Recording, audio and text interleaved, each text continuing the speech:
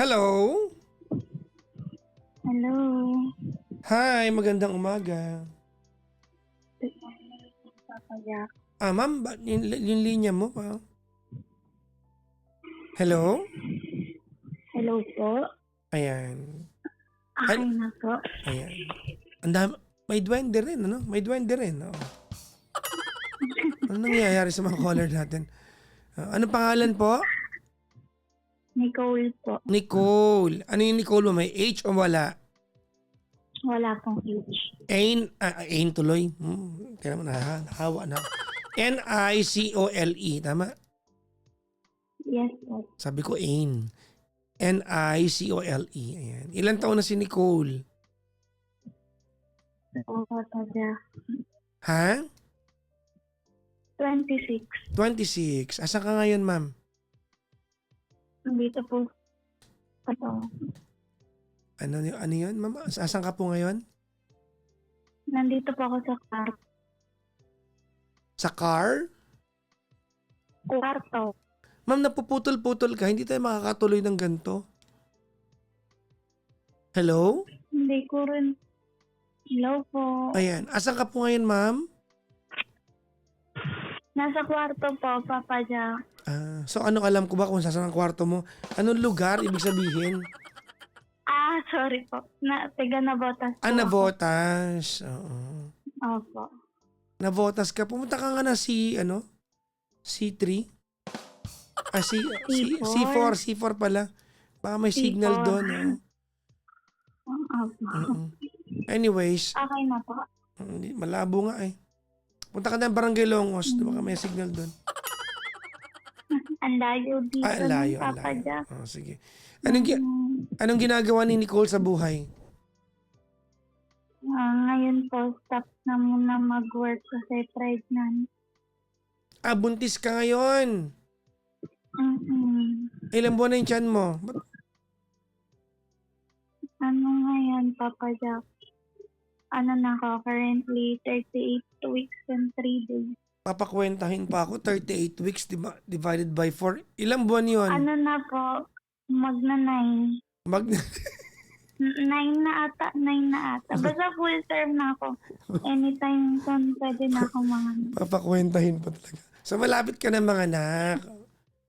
malapit sa mga anak. Babae, lalaki yung anak mo? Babae. Babae. Ayan. Babae na. Nag-gender reveal ka din? Wala po. Lihim lang tong yung pagbubuntis ko. Lihim lang to. Hindi alam na magulang mo? Hindi po. Asa ba mga magulang mo? Ba't di nila alam? Nasa Bulacan. Hindi kami good terms. Okay. Bakit? Hindi Bakit? kami. Yung family kasing kinalakihan ko, Papa Jack, di siya yung katulad ng ibang pamilya na kunwari, pag may problem, magtutulungan, gano'n. Hindi kayo close. Hindi po. Nagiging close lang pag when it comes to financial, lang yan. Pag maganda bigayan, maganda din yung kamustahan. First baby mo yan? Hindi po, second po. Second baby mo? Second baby sa pangalawang partner, Papa Jack. Asan yung unang anak mo? Dito po, tatabi ko na business. Okay. Asan yung tatay? Tahimik lang naman siya. Asan yung tatay nung pinagdadalang tao mo? Hindi kami nagsasama, Papa Jack. Magkapit bahay lang kami. So, sino kasama mo sa bahay? Wala, ako lang. Tapos yung toddler ko. Pero kaya ko naman. Sino bumubuhay sa'yo? Dahil dito may, Papa Jack, may pabiyahe ako sa pier. May truck po ako isa. May truck ka? Madiskarte din pala to. Kasi Papa Jack, bago kami nagkakilala, 3 years na akong single mom. 6 Nagaling. years old na yung toddler. Pero alam mo, napaka-baby magsalita Sabi nga po nila, ganun boses bata. Parang parang mga 16 ka lang parang yung tunog mo Hindi po. Hindi po.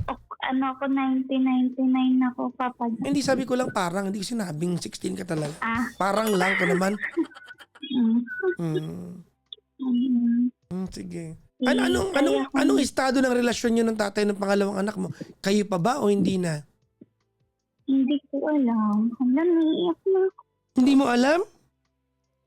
Mm. Bakit malabo kayo? Parang gano'n. Okay. Bakit paano nangyari yan? Ano lang, Papa Jack, gusto ko lang nang makikinig. Pero alam ko naman na dapat kong gawin kasi Mm-mm. nakakalungkot lang, nauulit siya ulit. Okay. Hindi ko na-expect na mauulit siya ulit. Mm-mm. Okay naman to, Papa Jack. Okay naman siya. Di naman niya ako sinisigawan. Di naman niya ako minumura. Di naman niya ako magtrato. Unlike nung dito sa father nung toddler ko. Kaya lang nung nalaman niya kasi ready ako, unplanned siya. Hindi pa nagbago yung pakitungo niya sa akin kasi dito siya ready. Tapos later on, sabi niya sa akin, yung toddler ko kasi Papa Jack, may autism siya, level 2. Okay. Hindi daw niya kayang tanggapin yung anak ko na makasama niya habang buhay.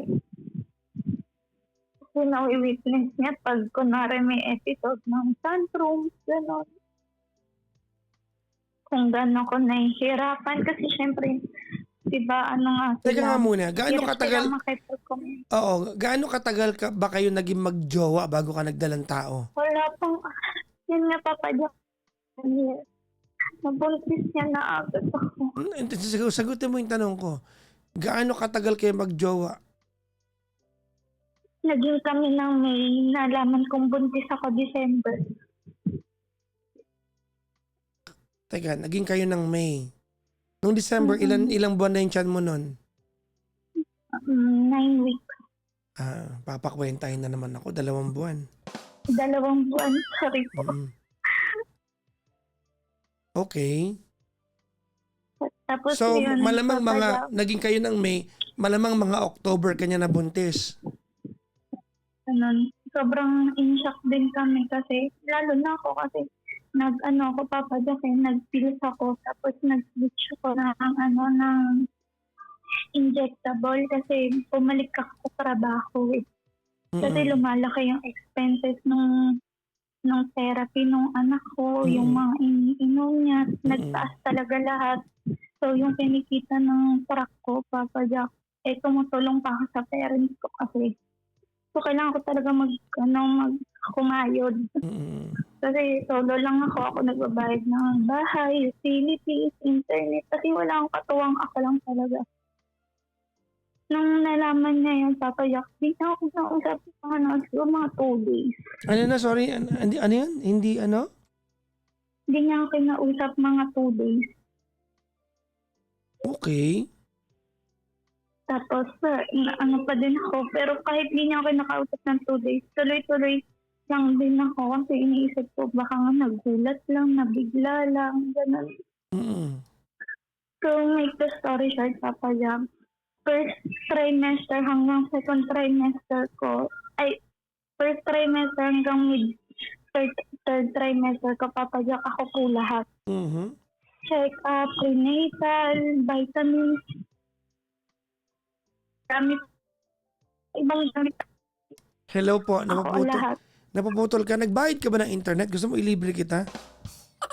Nagbayad ako, Papa Jack. Nagbayad ka, okay. Napuputol Tapos, netong Papa Jack. Anong trabaho ng lalaking to? Salesman. Ha? Salesman. Ano binibenta niya? Printing service. Sa mga printing machine. So, kahit may trabaho siya, hindi siya nagbibigay, alam niya nabuntis ka niya? Hindi. Hindi din ako nangihingi. Kasi Hindi nga, pa pwede yun. Ito na naman tayo, pusang gala. Kasi nga, parang nandun ako sa point na din. Sige, kasi di naman din niya ginusto eh. Parang ganun. Parang ano Hindi, na ako, Papa Jack, parang wait. Hindi ginusto nino? hindi niya kasi gusto. Di ko din naman gusto, kaya lang nandito na kasi. No. Hindi po pwedeng sabihin hindi ginusto. Hindi yan aksidente. Ginusto niya yan. Hubot-hubad kayo nun eh. Mm-mm. Alam mo kung ano aksidente? Gusto mo i-describe ko sa'yo pag hindi ginusto? Para alam yung pagkakaiba. Ready? Mm-mm. Ganito yung aksidente. Naglalakad siya. Walang damit. Tapos nadapa siya. Nagkataong nakabuka ka doon. Na-shoot. Tapos biglang lumindol. Yun ang aksidente. Ha? Tapos, di ba? Yun. Kung hindi ganun nangyari yun, hindi aksidente yan. Yun aksidente. Yun, eksakto aksidente yun. Pag hindi ganun nangyari, ginusto niya yan. Pwede bang hindi ginusto yan? Yan nga, hindi ko maintindihan, Papa Jack.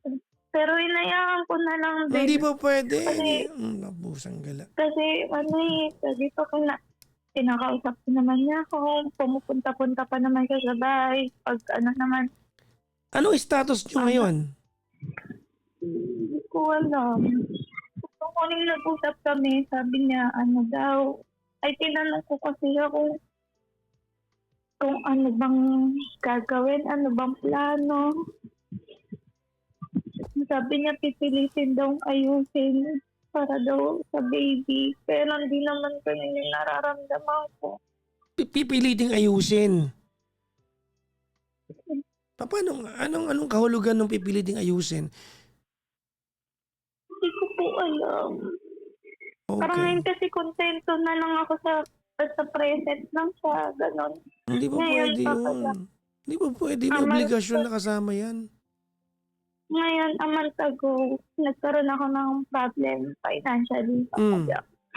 Yung isa kong kumare, niloko niya ako dun sa joint venture namin na grocery store. Mm. Pero di ko pa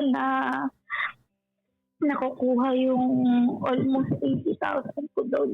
Magkano ang naubos sa yung pera? Malaki-laki din. Tapos siguro more than 150 ganyan. Laki Kapag din. kasi ako pa nagpaayos nung pagtatayuan, nagtalaga ako roll up, yung mga Paano ka niloko? bigla na lang kung sinabi na yung pwesto kasi nung Papa Jack sa kanila, regalo nung ninong nila sa kanila. O parang hindi na nila natatauhan, Papa Jack. So, parang So, inopen nila sa akin Yung business partner mo, kanila yung pwesto. ano daw po yun, regalo sa kanila ng ninong nila. Pusang gala. Oh. Ano sila, Papa Jack? Pwede ba sabihin? May religion sila eh. Wag Yung natin. nangyayari sa EDSA ngayon. Oo, tinamay pa yung relasyon nila. Wala mo siguro kinalaman. Oo. Tapos sa Papa Jack, nagkaroon ng problema sa pera. Mm. Tapos, siyempre, alam niya sa Russell ako, Papa Jack. Mm-mm. Pinalipat niya ako dito sa Nabotas. Galing ka sa Valenzuela eh. Mm. Pinalipat niya ako dito sa Nabotas para malapit na lang daw ako sa kanya. Okay. May kailanganin, madaling makakatakbo kasi nga wala akong kasama talaga totally. Papa Jack, ko lang talaga mag-isa. Ngayon, Papa Jack, nagkasulit sila yung mga pangako nila. And may utang ako dun sa lalaki na 24,000. Wait. Hindi ko nasundan yun. Sino may utang ng 24,000? Ako, may utang ako dun sa partner ko na 24,000. Okay. Bakit ka Ba't ka Kasi yun yung pinang-down dito sa bahay. Ba't utang yun? Anak niya yung pinagdadalang tao mo. Ngayon nga, hindi ko maintindihan. Siya nagpalipat Tapos sa'yo. sabi ko na- Wait lang. Siya nagpalipat sa'yo dyan, di ba? Mm. Eto naman, napaka-inutil na lalaki na to naman. Tapos sabi ko na lang, sige, paano babayaran ko ganito? Wait, stop. Anong obligasyon ng lalaki niyan sa'yo? Bakit mo kinakailangan lumipat sa tabi ng para magbahay kayo kung wala naman siyang obligasyon ibibigay sa'yo? Ha? Hindi ko nga alam. Ano ang sagot niya sa buhay mo? Anak niyo yan.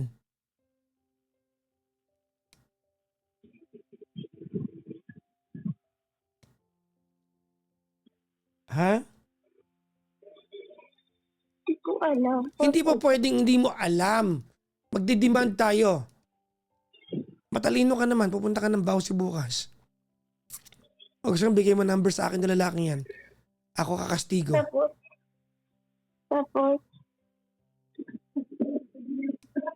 Hello? hello? Nagbayad ka pa talaga ng internet nyo? Ako po, Papa Jack. Ha? Ba't ganon? Ba't ganon? Nagbayad po talaga ako.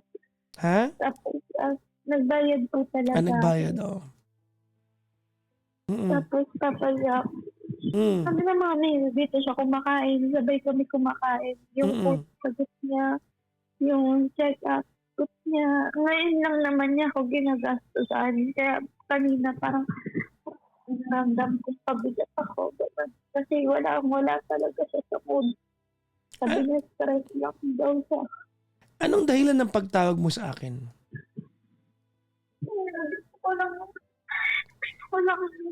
Gusto ko lang may makikinig kasi baka pag nailabas ko na wala kasi nagkukwentuhan Papa Jack kasi una problema namin to. Naiya ako kapag naiya din ako sa sitwasyon ko na pangalawa na. Tapos parang pumapayag na naman ako maulit-ulit. Parang na-release ko yung sa isip ko. Baka yung choice na pag-alis, Papa Jack, baka kaya ko na siyang gawin. Yung alin, yung pag-alis, saan ka aalis? Walay na ako. Parang talagang totally cut off na gano'n. Okay, ganito ano. Yung relasyon ninyo, that's the least of our concern tonight. Kasi hindi ako naniniwala maghihiwalay kayo kung magkapit-bahay lang kayo. The very essence na lumipat ka dyan para maging malapit ka sa kanya. Kasi yun yung sabi niya eh. Okay, kaya nga. So hindi usapin yung pakikipaghiwalay dito unless lalayo ka dyan. Sinabi ko naman sa kanya nung isang araw yun, Papa Jack, na sabi ko, ang feeling ko di ako tatagay sa ganitong setup na antayin pa kitang mag-ready. Hindi. Pag nakita mo yung baby, Hindi. magbabago yung isip mo. Ano mo yan? Ibawsi mo yan. Hindi po pwede yan. Hindi naman ako hindi ako pinababayaan. Ha? Hindi naman niya ako pinababayaan Mabuti sa pagkain, sa vitamin. Hindi yun eh. Bakit utang yung 24,000? Pinalipat ka niya dyan. Inutang niya lang din daw kasi yun. Dapat naman gumawa siya ng paraan na. Kahit ba wala yung unang anak, halimbawa, wala ka talagang anak, yan yung unang anak ninyo. Hindi ba't obligasyon niya na ibahay ka dahil pinalipat ka niya dyan? Yun nga yung ko tinatanong ko siya kung magsasama ba kami. Kung ano kasi iniisip ko papayag pag nanganak ako, mahihirapan talaga ako sobra. Sobra talaga ako mahihirapan kasi newborn ako. May ako na may autism, parang ang hirap talaga na magiging sitwasyon ko. Sinasabi niya naman na mag-i-stay daw sa dito. Hindi man daw niya ako babayaan. Ganito Nicole ha. Nicole! Hello? Hello po. Okay. Ganito yung contribution mo dito sa kwento na to, kung bakit nauwi sa lintik kasi itong resita. Yung contribution mo dito kasi, nagkaroon ka na ng unang anak, hindi ka pa nag-ingat sa pangalawa. Yan talaga yan. Sa totoo niyan, Papa Jack. Nag-ingat. Nag-ingat naman. Kaya lang papagyak. Hindi ko yon. talaga alam ano nangyari. Hindi yon. Anak ng pusa, May. Nagkakilala kayo December, 2 buwan na yung tiyan mo. 9 weeks na. December ko lang naman. Di ba? Well, anyways, nandyan na yan. No? Ganito, Nicole, I think you've met a guy who is so confused with what obligation and responsibility look like. Yun nakikita ko papagyak. Now, Tapos parang naging komportable lang siya. wait, may sinasabi ako. Nakikita niya kaya ko naman. Wait, may sinasabi ako. Patapusin mo ako. Sorry po. I think you found a guy who is confused and who is so clueless of what obligation and responsibility look like. Hindi po pwede na aantayin kanyang mga anak. Tsaka niya sasabihin, tatansyahin sa sarili niya kung kaya ba niyang maging tatay o hindi. Ngayon pa lang, i-demand mo sa kanya yung conversation that is going to make him accountable for specific duties. Specific dapat. Ano sagot niya? Diaper, kung kailangan kumuha ng yaya. Kung hindi kaya, mag-aalaga siya. Kailangan gawan niya ng paraan. Hindi po pwedeng papasanin mo to ng ikaw lang. Hindi mo mag-isang ginawa ito. Dalawa kayo nun, nakapatong ka pa nga eh. Dalawa kayong gumawa niyan. Hindi po pwedeng ikaw lang ang nag-iisip. Hindi po pwedeng ikaw lang yung nahihirapan. Hindi po pwedeng ikaw lang yung napapraning kung paano itatawid ito. Dalawa kayo.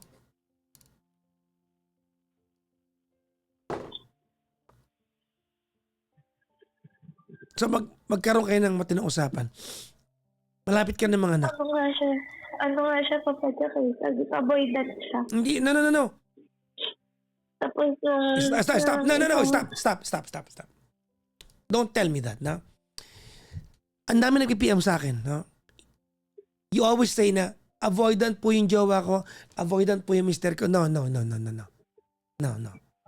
Men are naturally one-liner creatures. That's not being avoidant. That's just being us. Maraming lalaki ang hindi nagkasalita na mahaba pero responsible. Hindi siya avoidant. Okay? It's not a trait na dapat maging reference natin para maintindihan natin kung bakit ayun yung obligasyon. No, it's not. He is just plain irresponsible. Hindi avoidant yan. That is just lack of accountability. Oh my God, these people nowadays, meron kayong mga term na avoidant. No. Men are just naturally one-liner creatures. Pag may away ng dakdakan, aalis ang lalaki. Yun. But when it comes to obligation, responsibilities, hindi pa pwedeng avoidant ang lalaki. Hindi pa pwede yun. Obligahin mo yan. Kung hindi, ipabawasin mo yan. Hindi pa pwedeng di niya alam yung role na gagampanan niya. Anak ka na. Ano yun? Sabi niya nung nakaraan, di naman daw sa mawawala. Di naman daw niya pababayaan yung bata. Kaya lang ang akin kasi, papagyak, na nagkakilala kami, hindi na ako sa kanya na gusto ko na nang may makakasama. Ganun. Pumayag naman siya eh. Tapos dahil nabuntis ako, nag-iba yung... No. Hindi mo siya pwedeng pilitin na magsama kayo kung ayaw niya. Oo nga po. Tapos Yun lang, ang ano lang dito ang pinag-usapan yung concern lang dun sa anak. That's it. Tapos ngayon, Papa sabi niya, may anak na kasi siya sa una, babae, 13 years old. Parang ang gusto niya din mangyari dito sa akin, saka dito sa baby ko. Parang ganun din, co-parenting din. Sabi ko sa kanya, bakit yung pagbubuntis ba? Ang pag-aalaga ba ng bata co-parenting? Kasi ang pagkakaunawa ko sa co-parenting, Papa Jack, sorry yan. Ako lang naman to. Pero, pintansya lang naman ang kaibigay ng lalaki. Ano na? Kaya nga ako, Financial lang. Well, Pera lang. yes. That's co-parenting. Pera lang. Pero, no. Hindi lang financial pala. Kailangan ng presensya. Kung hindi niya kayang dumating dyan para mag-alaga, kailangan niya mag-hire ng yaya. Ibig sabihin, pag co-parenting, lahat ng gastos, paghahatian ninyo, period. Yun lang yung ina-explain ko sa kanya, Papa Jack. Ipabawsi mo. Ganun yung No, co-parenting. no, Nicole, Sabi ko, lahat Nicole, wag mong i-stress ang sarili mo. Dali mo sa barangay. Nag-ukunyari lang yan, hindi niya naiintindihan yan. Nag-ukunyari lang yan.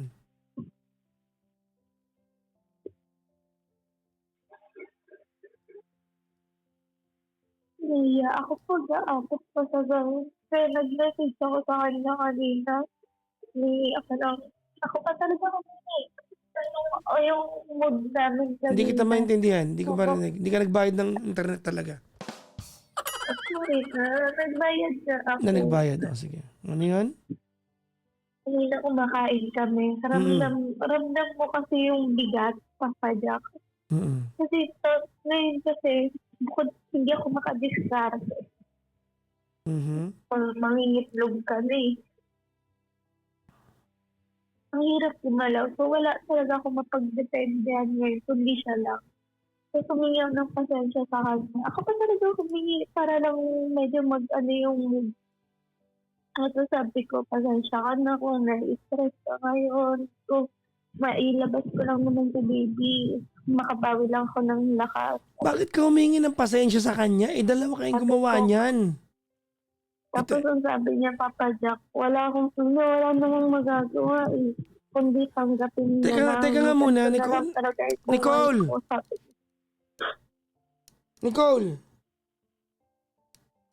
Nicole!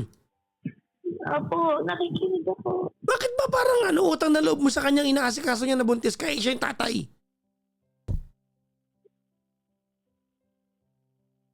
Alam,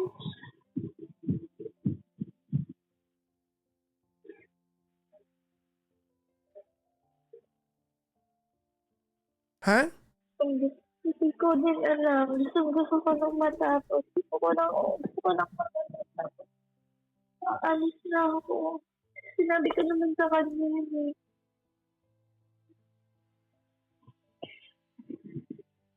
Ano sa sinagot ko, sinabi ko yun. Sabi ko, dito talaga. Hindi ko nakakayanin. Sabi ko. Kasi ngayon nabuntis ako, mahirap na. Feeling ko pag nakanak ako, mas mahirap. Mas mahirap pa. So, pag umalis ako, sabi ko, huwag na kami hanapin. Yun ang sinabi ko sa kanya. Hindi ba pwede yan? Hindi ba pwede? No. Hindi ko kaya makita. Oh my God.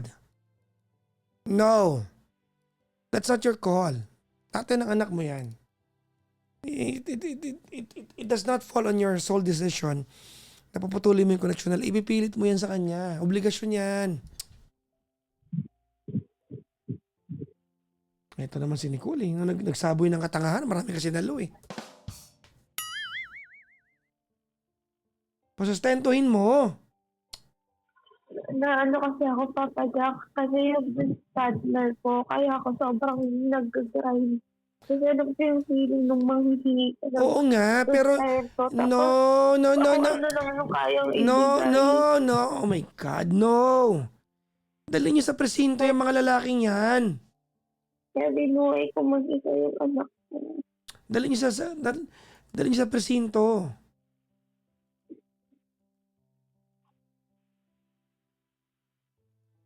I-vowsin niyo yan. Hindi ba pwedeng kayo nagmamakaawa? Ginawa niyo yan parehas eh. Ibigay niyo yung mga lalaki na yan. Nakakaano nga, Papa Jack, kasi hindi ka naman nakikinig eh. Hindi ka nakikinig sa akin.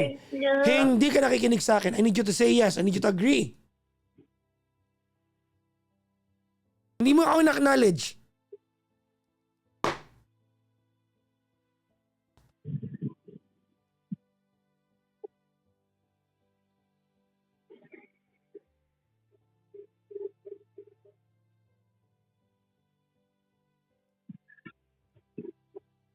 What you feel has little to do with the obligation na kailangan nilang gampanan. Gusto ko na lang kasi umalis. Ano no? Gusto ko na lang kasi umalis. Hindi nga yun ang point. Hindi nga yun ang point eh. Ang point dito, huwag niyong aabsweltuhin yung mga lalaki sa obligasyon na dapat ibinibigay nila.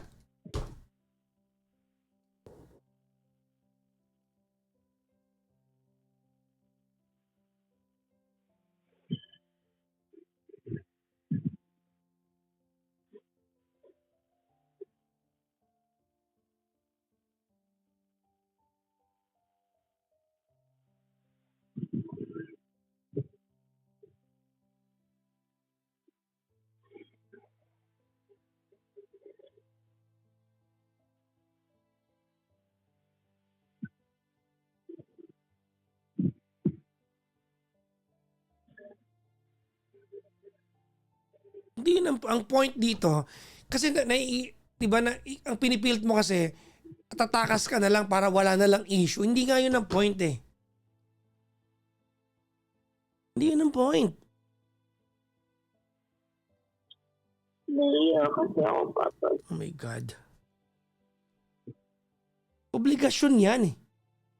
Hindi yan dapat ipinagmamakaawa. Obligasyon yan. Ano ba? Ay bagay. Hindi mo pipilitin kita kung ganyan ka talaga. Okay.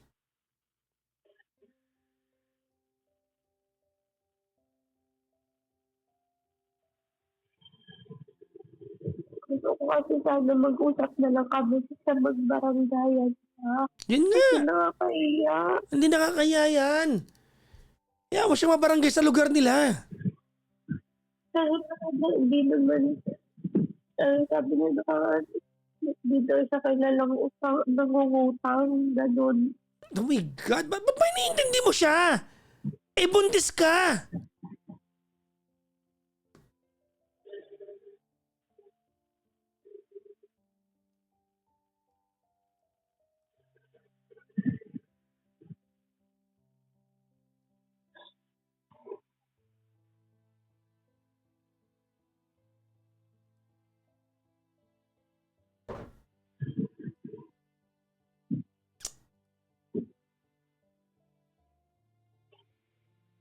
Try ko na lang siya ulit kausapin. Well, Para di na lang mapunta sa barangay. Kasi alam ko naman na kaya niya namang mag-provide kasi ito na sa first summer. Hindi naman niya napapabayaan.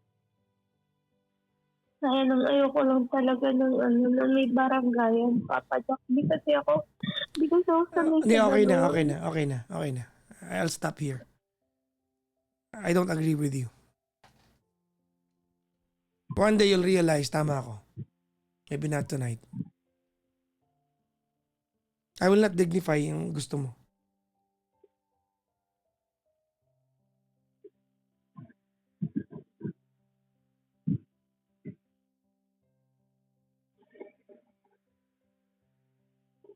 Nananong ka mag-anak kasi dito.